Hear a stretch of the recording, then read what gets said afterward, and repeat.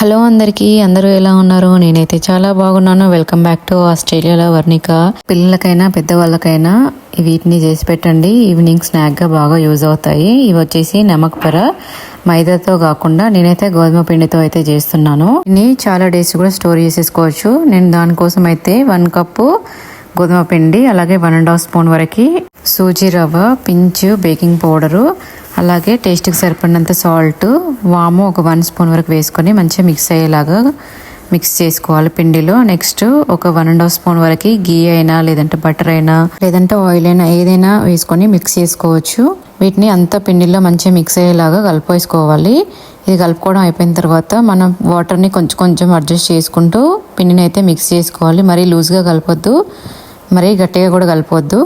మీడియంగా కలిపేసుకొని ఒక 10 మినిట్స్ అయితే అలాగే పక్కన పెట్టేసుకోవాలి. ఇప్పుడు పిండిని అయితే ఒక 10 మినిట్స్ పక్కన పెట్టేసుకుంటున్నాను.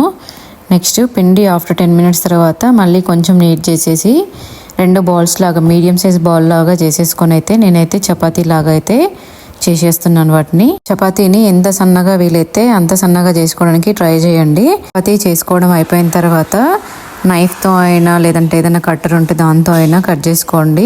డైమండ్ షేప్లో అయినా, మీకు ఏ షేప్లో కావాలంటే ఆ షేప్లో కట్ చేసుకోవడం అయిపోయిన తర్వాత నైఫ్తో నేను అన్నట్టుగా వేసేయచ్చు, లేదంటే మీరు చేతితో డైరెక్ట్గానే తీసేసుకోవచ్చు. ఇవి అన్ని చేసుకునే లోపే ఆయిల్ని కూడా హీట్ చేసేసుకోవాలి.